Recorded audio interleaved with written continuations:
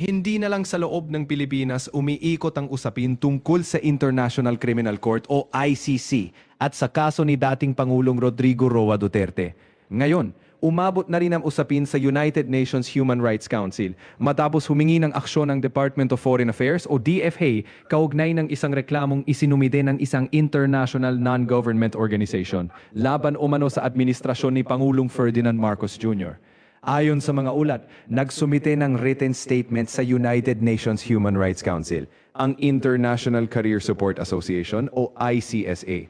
Sa naturang dokumento, inilahad umano ng grupo ang alegasyon na ginagamit ang ICC bilang bahagi ng political warfare laban sa kampo Duterte bago ang 2028 elections. Kasama rin sa mga binanggit sa dokumento ang umano'y political pressure, impeachment moves, at iba pang usaping may kaugnayan sa sitwasyon ni dating Pangulong Duterte. Matapos itong lumabas, naging usap-usapan online ang pagdadala ng magkabilang kampo ng kanilang mga issue sa international bodies gaya ng ICC at United Nations. Samantala, nagbigay rin ng reaksyon si Major MJ Chico tungkol sa naturang development.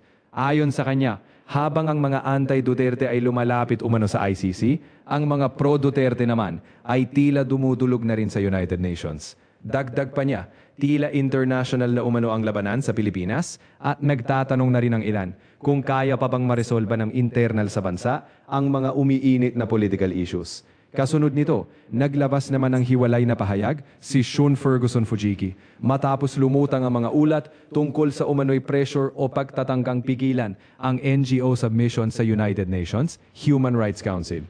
Ayon kay Fujiki, kung totoo umano na may mga pagtatangkang impluensyahan o patahimikin ang isang NGO submission sa United Nations, maituturing umano itong isang diplomatic self-own. Sinabi rin niya na sa halik umano na mapahina ang alegasyon, lalo lamang daw nitong pinapalakas ang mga concern na nais itanggi. Dagdag pa ni Fujiki, hindi umano magandang tingnan sa international community kung pati sa global democratic forums ay dadalhin umano ang tinawag niyang domestic-style intimidation tactics. Ayon pa sa kanyang pahayag, nakikita na umano ng international community ang sitwasyon kung saan tila hindi komportable ang gobyerno sa kritisismo at sinusubukan umanong patahimikin maging ang foreign nationals na gumagamit ng freedom of expression sa international forums. Habang wala pang opisyal na tugon mula sa mga kinauuhulang ahensya, kaugnay ng alegasyon, lalo namang umiinit online ang diskusyon tungkol sa freedom of expression, international pressure, at diplomatic image ng Pilipinas sa gitna ng ICC-related controversy. Samantala, may isa pang post si Fujiki kung saan naglatag siya ng ilang tanong kaugnay ng ICC cases laban kay dating Pangulong Duterte. Kabilang dito ang tanong kung bakit umano hindi na lamang sa mga korte sa Pilipinas isinampa ang mga kaso sa halip na sa ICC sa Dahig.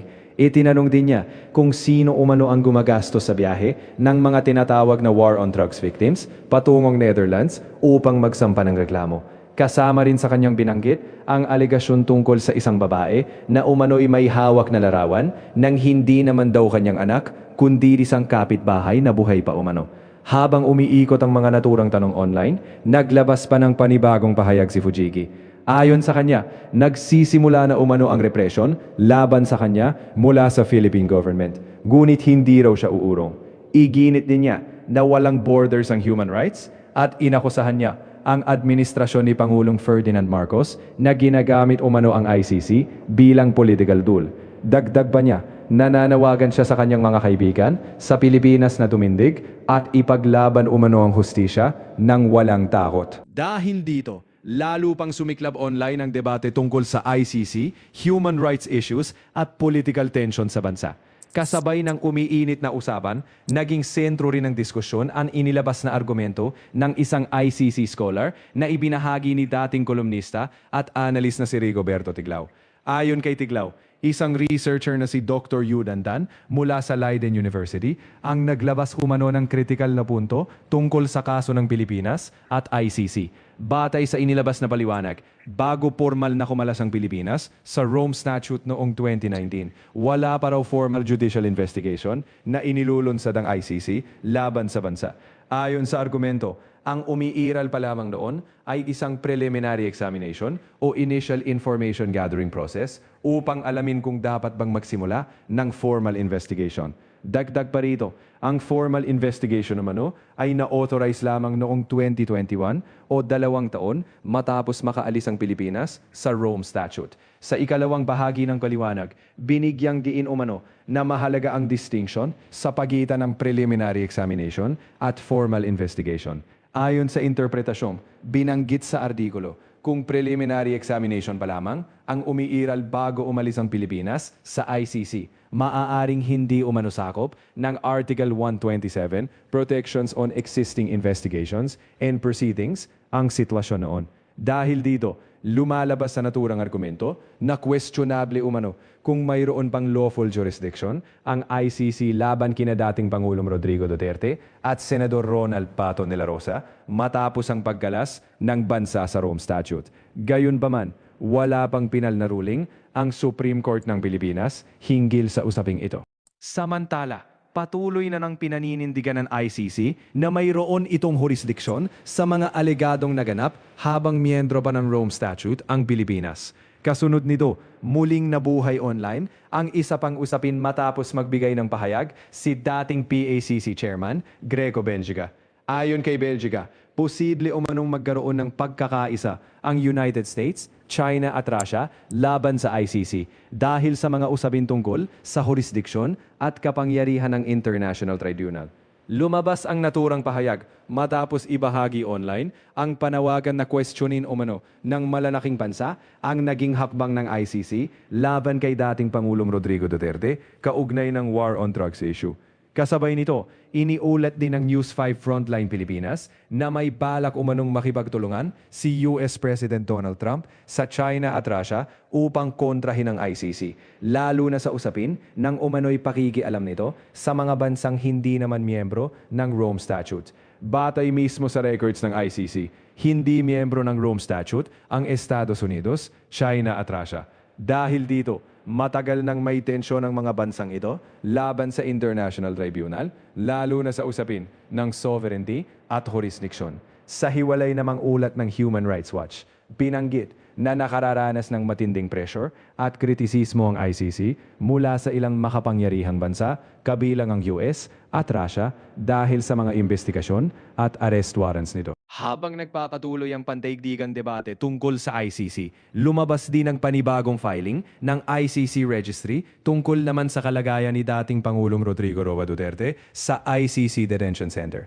Ayon sa ICC Registry, tuloy-tuloy ang 24/7 monitoring kay FPRRD dahil sa health at safety concerns kaugnay ng kanyang edad at mga iniindang chronic medical condition. Baday sa filing, mismong medical officer ng detention facility ang nagrekomenda ng mas mahigpit na pagbabantay dahil sa posibilidad ng paggadaba at problema sa mobility o paggalaw ng dating Pangulo.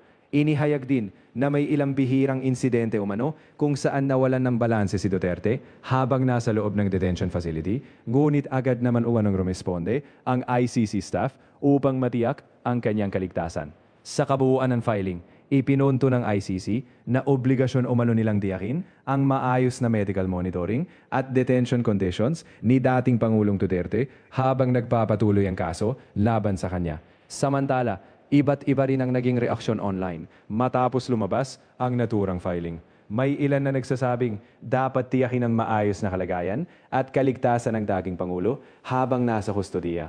May iba rin namang nagtatanong kung bakit tila mas lumalabas ngayon ang mga detalye tungkol sa kanyang kondisyon kumpara sa mga nakaraang buwan. Sa ngayon, nagpapatuloy pa rin ang mga diskusyon tungkol sa ICC, United Nations, human rights issues at sa lumalawak na international dimension ng political tensions sa Pilipinas. Habang wala pang pinal na desisyon sa ilang legal na usapin, patuloy na ng sinusubaybayan ng publiko kung saan hahantong ang mga kaso, mga international filings at ang mga argumento ng magkabilang panig sa mga darating na buwan.